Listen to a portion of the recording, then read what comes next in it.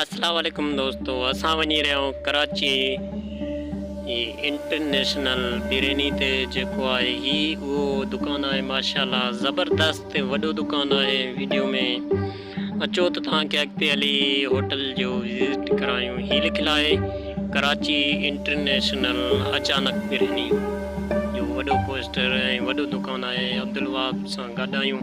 अचो वहाब साहब तव्हांखे विज़िट कराईंदासीं अॻिते हली। ज़बरदस्त होटल है। हलो हलो अंदर हलो, अचो मूसां गॾिजी अचो। बिल्कुल ही असां होटल में वेठा आहियूं संगत सां तव्हांखे विज़िट कराईंदासीं होटल जो अंदरूं।